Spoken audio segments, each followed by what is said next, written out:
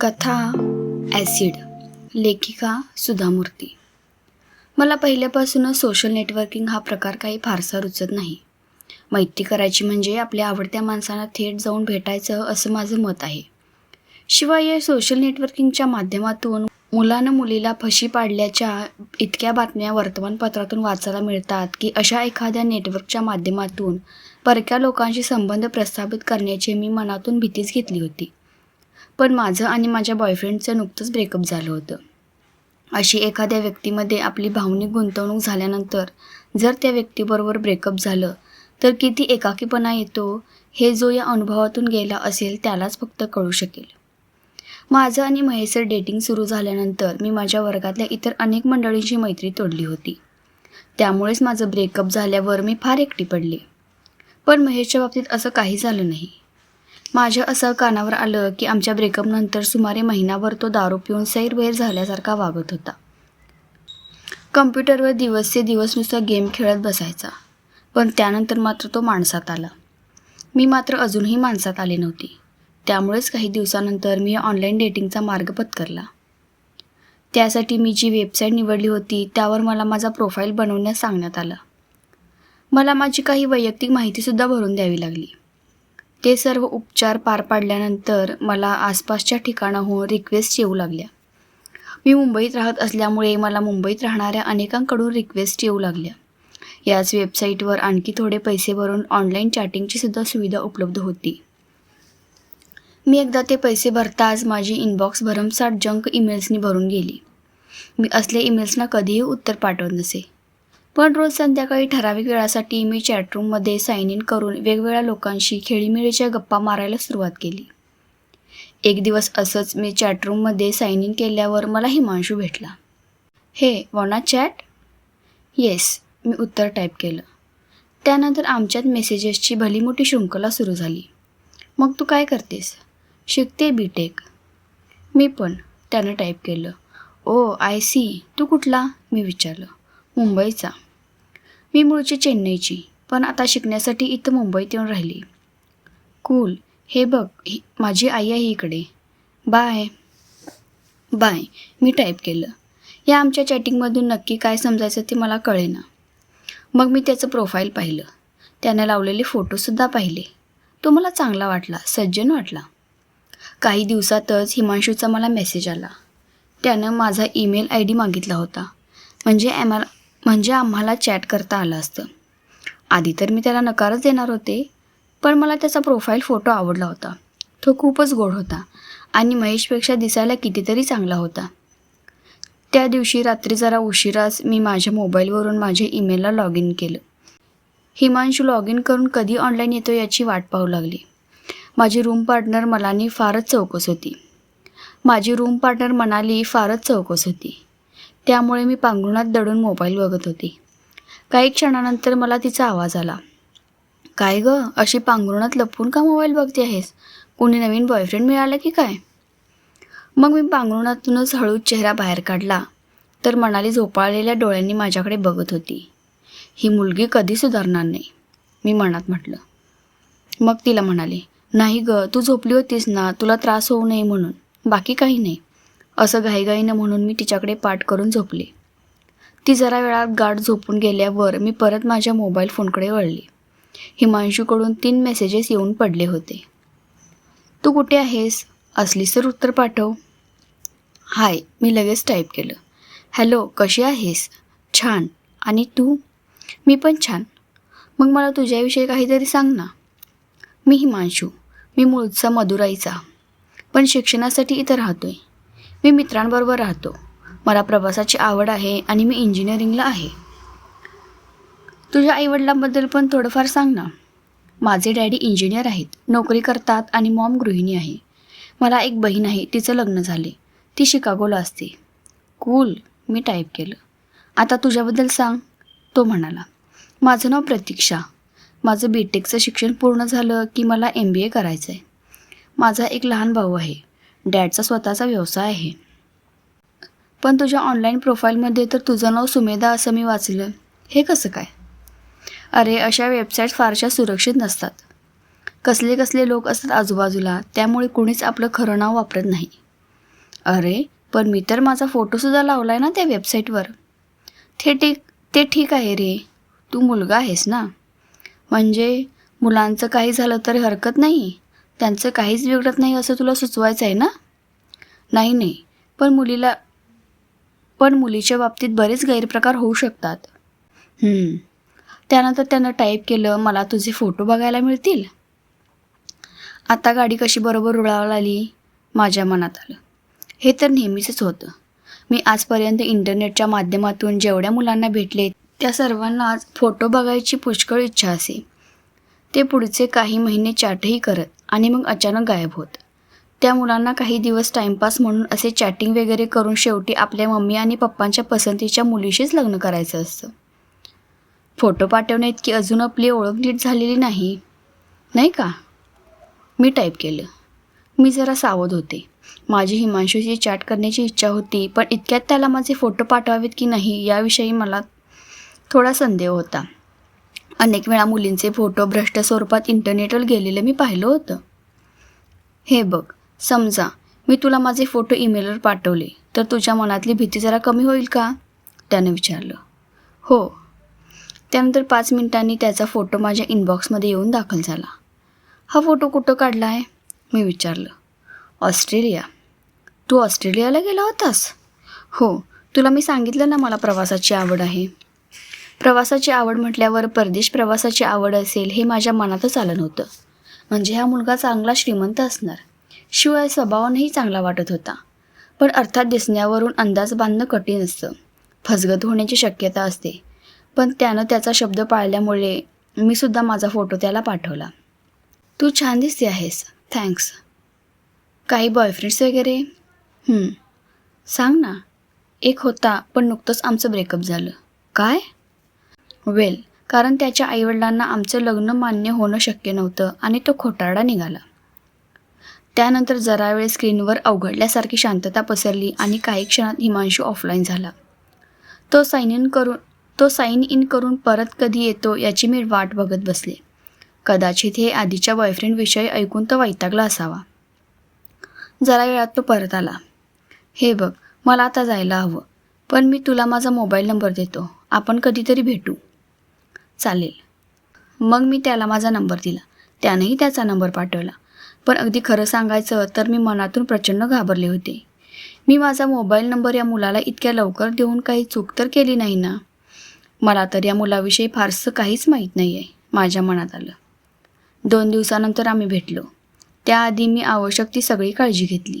मी कुठे जाणार आहे ते मनालीच्या कानावर घातलं आणि हिमांशूच्या बरिस्तामध्ये भेटायचं ठरलं. तो खूप छान होता. आम्हाला भेटून 5 मिनिटंही झाली नसतील आणि आम्ही खूप जुने दोस्त असल्यासारखे गप्पा मारू लागलो. आम्ही 3 तास बोलत होतो. तू माझी गर्लफ्रेंड होशील? तो म्हणाला. अरे, असं पहिल्याच भेटीत कधी कोणी विचारतं का? माझ्या मनात आलं, पण मीही आनंदानं होकार दिला. मी माझ्या नव्या बॉयफ्रेंडविषयी मनालीला ताबडतोब सांगितलं. तिच्याकडून लगेच ही बातमी महेशपर्यंत पोहोचेल याची मला खात्रीच होती. एकदा त्याला कळू दे, मला त्याच्यापेक्षा कितीतरी देखणा आणि उमदा बॉयफ्रेंड मिळाला आहे ते. मी स्वतःशी हसत म्हणाले. हॉस्टेलवर पोचलीस का? हिमांशूचा मेसेज आला. त्याला आता मला मेसेज केल्यापासून राहावेना. हो. चालत गेलीस? नाही, टॅक्सी केली. माझं हॉस्टेल तिथून 10 किलोमीटर अंतरावर आहे. Use your common sense baby. म्हणजे मी आता बेबी? हो, मी आत्ताच तुला म्हटलं ना. असं टाईप करून मी त्यानंतर एक स्माइली टाकली. नंतर मी त्याला माझे काही फोटोही पाठवले. पण त्याची मागणी वाढतच गेली. त्याला माझे शेकडो फोटो हवे होते, प्रत्येक फोटो वेगवेगळ्या पेहरावातला. तू मला तुझा एखादा स्कर्टमधला फोटो पाठव ना. नाही हं. पण का? मी तुझा बॉयफ्रेंड नाही आहे का? आहेस रे, पण आता पण काय? ठीक आहे, रात्री पाठवीन. आता माझी रूममेट इथं आहे. मग त्या रात्री मी त्याला हवा तसा फोटो पाठवला आणि त्यानंतर तो बदलूनच गेला. अगदी लगेच बॉयफ्रेंडसारखा वागू लागला. मी तुला किस केलं तर चालेल? हो, चालेल. कधी? आता पुढच्या वेळेस आपण भेटू ना तेव्हा. पण आणखी काही चालणार नाही हं. लग्न होईपर्यंत बाकीचं काही नाही. असं मी अगदी ठाम शब्दात टाईप केलं. हे मात्र बोरिंग आहे हं, त्याचं उत्तर आलं. पुढच्या खेपेला आम्ही भेटल्यावर त्यानं मला किस केलं. मी खूप खुश होते. त्यानंतर आम्ही एकमेकांना बिलगून बसू लागलो. त्यानं आणखी बरंच काही करण्याचा प्रयत्न केला, पण मी त्याला ते करू दिलं नाही. मी स्वतःवर जी बंधनं घालून घेतली होती ती मी कधीच पार केली नाहीत. आमचं रात्र चॅटिंग सुरू होतं. बघता बघता मी त्याच्या प्रेमात पडले. प्रतीक्षा, तू अजून व्हर्जिन आहेस का गं?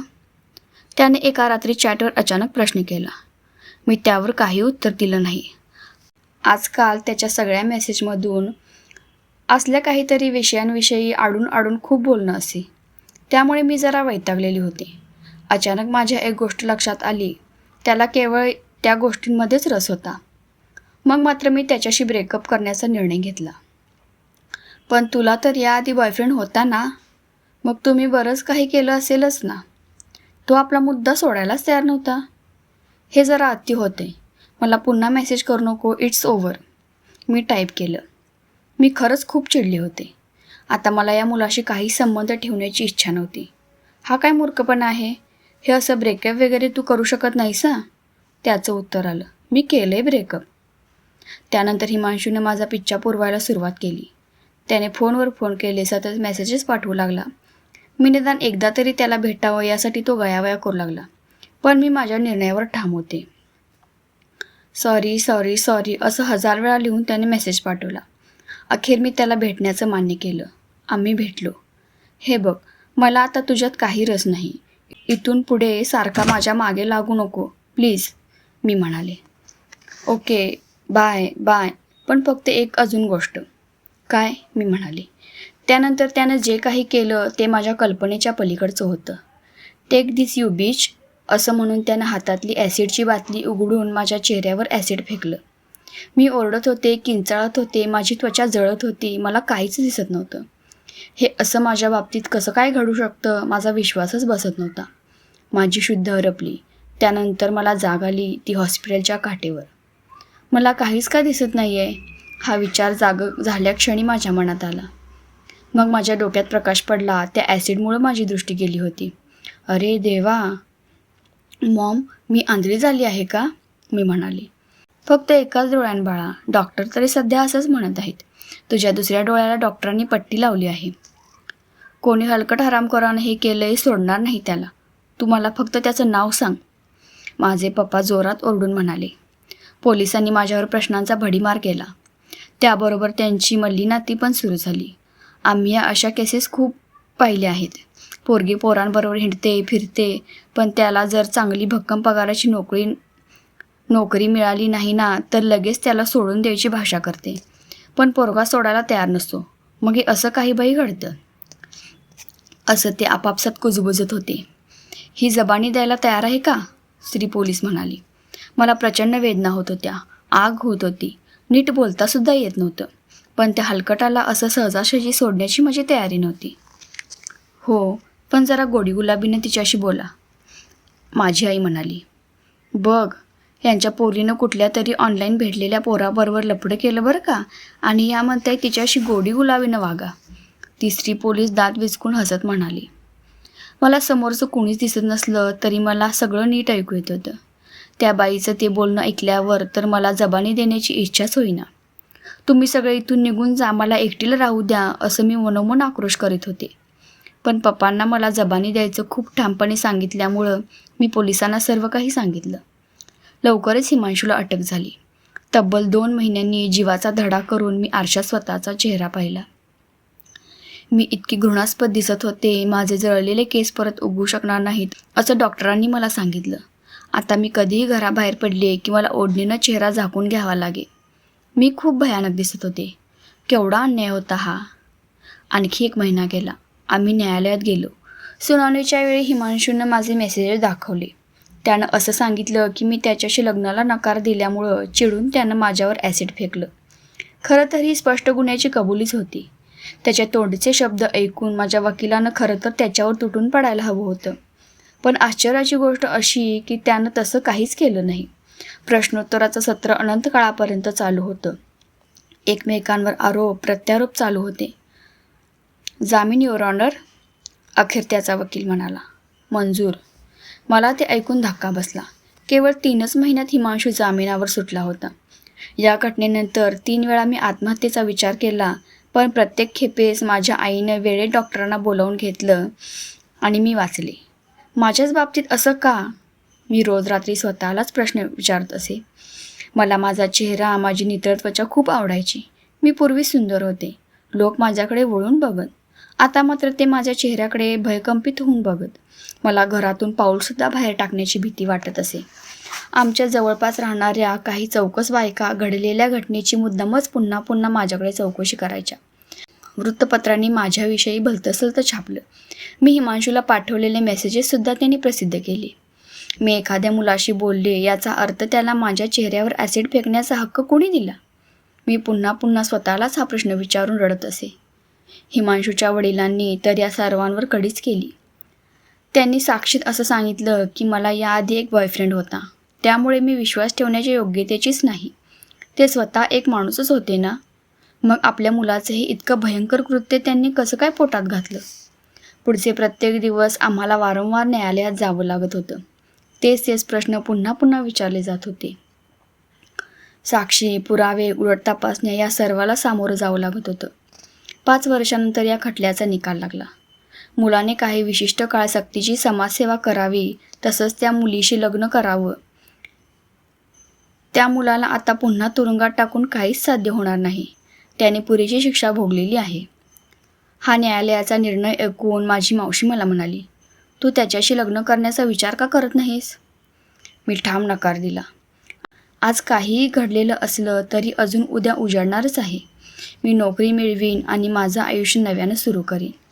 एक ॲसिड अटॅक हीच माझी नवीन ओळख असेल.